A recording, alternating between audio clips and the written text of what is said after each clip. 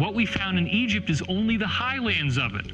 Another very fascinating aspect of this testimony is that the ancient Egyptian priests found multiple caches of books and documents, which they then spirited away to the Library of Alexandria in Egypt.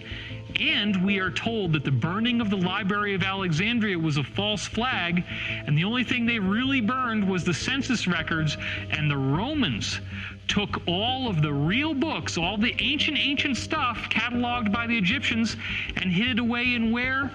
The Vatican Library. The lost city of Heracleion, known to the ancient Egyptians as Thonis, was a submerged city near the mouth of the Nile River, off the coast of modern-day Alexandria, Egypt. Its discovery in the early 2000s by underwater archaeologist Frank Goddio and his team was a landmark event in archaeology. For centuries, Heracleion had been considered nothing more than a legend, known only through a few rare inscriptions and ancient texts. Heracleion served as a gateway to Egypt, acting as one of the primary ports of entry for Greek trade before the establishment of Alexandria. This made it a bustling hub of commerce, culture, and religion. The city was also a center for the worship of the god Amun-Gereb, the supreme god of the Egyptians at the time. One of the most significant religious events held in Heracleion was the annual Mysteries of Osiris ceremony, which celebrated the resurrection of the god Osiris.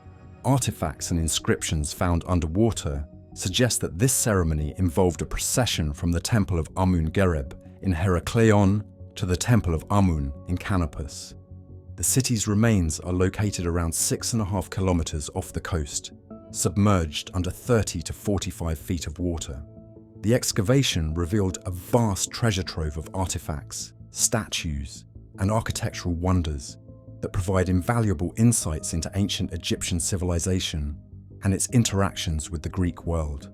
One of the most remarkable finds was the discovery of giant statues, some over 5 meters tall, beautifully carved and incredibly well preserved in the silty bottom of the bay.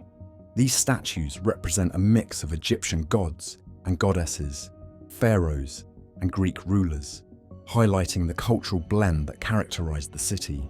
Gold coins and weights made from bronze and stone were also discovered, shedding light on the city's trade and economic system.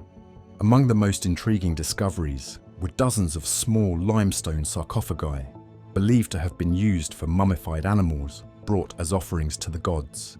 These, along with the remains of more than 64 ancient shipwrecks, tell the story of a city deeply connected with the divine, where commerce and religion were intertwined.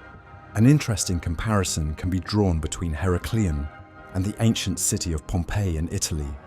Both cities were lost to natural disasters. Heracleion to rising waters and earthquakes, Pompeii to a volcanic eruption, and both lay forgotten for centuries. The rediscovery of each has provided a snapshot of life in an ancient city, offering insights into the daily lives, cultures, and economies of the past. While Pompeii offers a glimpse into Roman life frozen in time by volcanic ash, Heracleion reveals its story through the preservation of artifacts beneath the sea. Both sites challenge our understanding of ancient civilizations, but the underwater preservation of Heracleion offers a unique perspective, particularly in the conservation of organic materials and metals that would not have survived on land. The discovery and ongoing excavation of Heracleion challenge our perceptions of ancient history, providing evidence of the interconnectedness of ancient civilizations through trade, religion, and culture. The artifacts and structures found beneath the waters of the Mediterranean are a testament to the city's significance in the ancient world, offering a vivid picture of its splendor and the daily lives of its inhabitants. Cleopatra's Palace in Alexandria, submerged beneath the waters of the eastern harbour near the modern city, is a site of immense archaeological and historical significance. This palace, part of the larger royal quarter of ancient Alexandria, was a centre of political power, cultural achievement, and architectural grandeur during the reign of Cleopatra VII, the last active ruler of the Ptolemaic Kingdom of Egypt. The discovery of the palace's ruins underwater has captivated historians, archaeologists, and the public alike, offering a unique glimpse into the life of one of history's most enigmatic figures and the period she lived in. The underwater explorations have revealed a wealth of artifacts, including statues, coins, jewelry, and everyday objects that paint a vivid picture of life in Cleopatra's Alexandria. Among the most significant finds are the magnificent statues. Divers have uncovered numerous statues believed to have adorned the palace and the surrounding city. These include representations of Egyptian deities, members of the Ptolemaic dynasty, and possibly Cleopatra herself, although identifying specific individuals can be challenging. The layout of the submerged buildings, including what are thought to be the palace's living quarters, ceremonial areas, and perhaps even the famous Pharos lighthouse, provides insight into the architectural styles and urban planning of the time. Items ranging from pottery and glassware to coins and personal ornaments have been found, illustrating both the domestic life within the palace and the broader economic and social systems of Alexandria. Alexandria under Cleopatra was a cosmopolitan hub of trade, culture, and learning. The city housed the Great Library, a beacon of knowledge attracting scholars from across the ancient world. Cleopatra's reign marked the zenith of Alexandria's development as a center of Hellenistic culture, blending Egyptian traditions with Greek and Roman influences. The discovery of the palace underwater underscores Alexandria's importance as a cultural and political capital. An interesting parallel can be drawn between Cleopatra's palace in Alexandria and the sunken Roman city of Baiae in the Bay of Naples. Like Alexandria, Baiae was renowned for its opulent buildings, including villas, temples, and baths, many of which belonged to the wealthiest and most powerful figures of the Roman world. Both sites were lost to the sea due to natural disasters, Baiae to volcanic activity, and Alexandria to earthquakes and rising sea levels. The comparison highlights how both cities were centers of luxury and political power, reflecting the wealth and architectural taste of their respective civilizations. However, while Baiae offers insight into Roman elite leisure and architectural innovation, Cleopatra's palace in Alexandria provides a window into the last days of the Egyptian pharaohs and the Ptolemaic dynasty's efforts to blend Egyptian and Hellenistic cultures.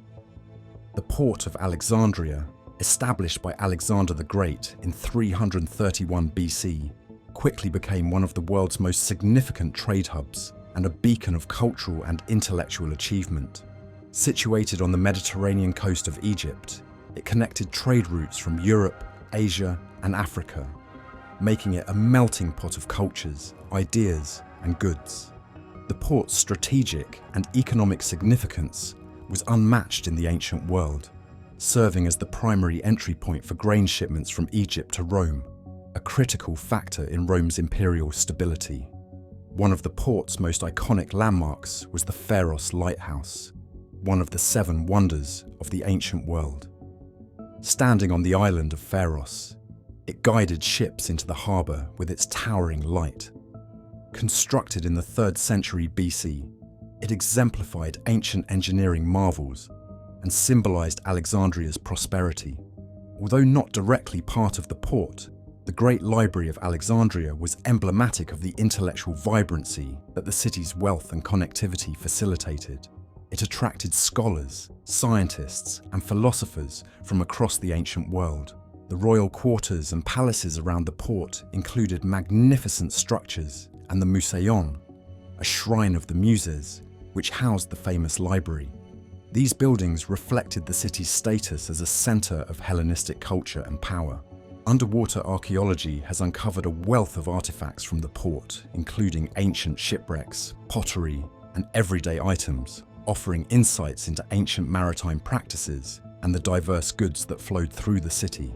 The port of Alexandria was crucial in the ancient economy, facilitating the trade of commodities such as grain, papyrus, glass, and precious metals. Its storied docks and warehouses bustled with merchants and goods from all corners of the Mediterranean and beyond, reflecting a highly organised trade network. The city's prosperity was closely tied to its port's efficiency and its ability to serve as a cultural and economic bridge between different worlds. Drawing a comparison, the port of Alexandria, and the ancient Roman port of Ostia were both foundational to the economies of their respective empires, serving as vital nodes in the Mediterranean trade network. Ostia, at the mouth of the river Tiber, was the primary sea gateway for the Roman Empire, much like Alexandria was for Egypt. Each port was a focal point of economic activity and cultural exchange, reflecting the cosmopolitan nature of ancient Mediterranean life. However, while Ostia primarily served Rome and was critical for importing grain to feed the capital's population, Alexandria had a more global significance, connecting multiple continents. The discovery of exotic goods and the remains of diverse ships in Alexandria underscores its broader reach in the ancient trading world compared to Ostia, which, though significant, had a more centralized role within the Roman state.